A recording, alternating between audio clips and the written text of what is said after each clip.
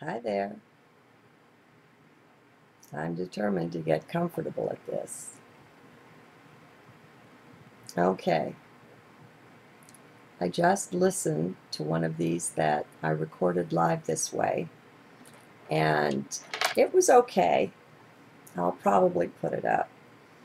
But it made something sound too easy. And I don't want to minimize anyone. I don't want to minimize what you're going through. I talked about how throwing black paint up in the air doesn't turn the room black. And it's true. The light that you are, that I am, can't be hurt by anything. We're invulnerable. And that's the source of our fearlessness, too, is in knowing you're not that.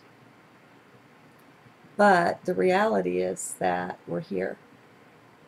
And for whatever reason it is, even though time is simultaneous,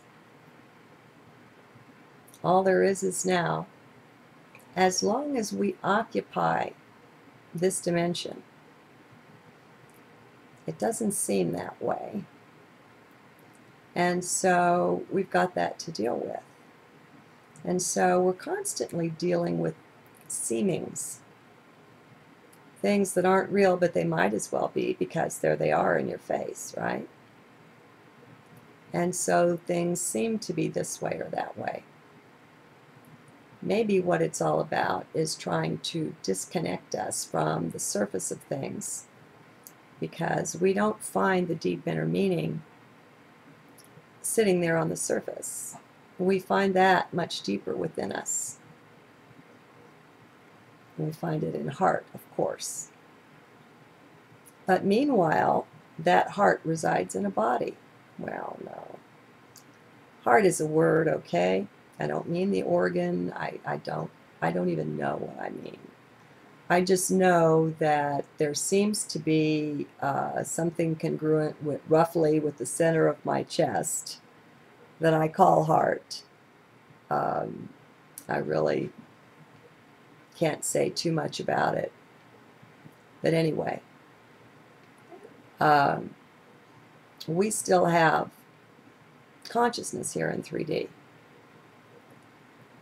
Even though we're rising up and our frequencies are higher, and we're finding it easier to master certain things, there's still the aspect of the pain that life brings. And I want to put in a good word for pain, for not running away from that. You know, the reality is that the show is not on the surface, it's hidden deep within. And so we can take the same exact situation and have it happen to two different people. And you know they won't respond the same. You know everything depends on the you. I used to really laugh and think it was so stupid, that question, if a tree falls in the forest and there's no one there to hear it, did it make a noise? I used to think that that was just asinine. Well, I'm not so sure anymore. You know, that's the arrogance of youth. You know, we just think we know everything. It's like a disease we have when we're teenagers. We just know it all. And that's the reality of that stage. I'm not knocking it. It's something we all go through. And everything we go through is perfect. It's exactly what it needs to be. How can I help you out of any of the suffering, of the doom and gloom of the concept of pain? I live with it enough, so you know that I'm not talking through the top of my head about it. But I don't live with the pain that a lot of you live with. Everybody's got their own kind. There was a really neat story. I used to read Guideposts. I like it a lot. I hear it's changed. I'm talking 20 years ago. But it's just little stories. submissions by regular people, regular Joes and Janes, about what happened to them, what their experience was. And they're all short. And I've had just years upon years, you know, where it just seemed it was so difficult, it was so challenging, it was just hard to get through. And it gets to you. I mean, I was taking, eventually, once I realized this was called depression, I was medicated for that. I needed help to get through it. I called a suicide line once, you know. I mean, I'm a regular Jane. That's part of my message, okay? And the Guideposts was really helpful. How I would cry over the beauty of those stories and the beauty of those souls. My heart would just swell with gratitude for the miracle of life that was manifest there. How beauty came out of this, that, or the other. And there was a kind of elderly lady, I think, wrote a story in about how she used to really admire people that she thought had a really nice life. And she tended to be kind of jealous of that, and she wished she had that, or that she was that, or she just looked at other people enviously. And so she had a dream one night. And in this dream, I think she was talking to her Savior, to Jesus. And she was complaining about her cross that she had.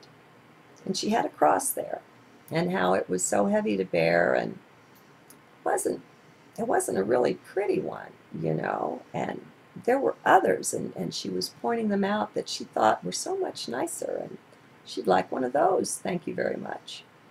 And in her dream, she was taken, and she was, a window was opened into that life.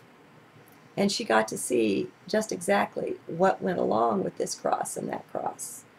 And how beautiful they were, yes. But, oh my God, the challenges that those people were bearing, were living with.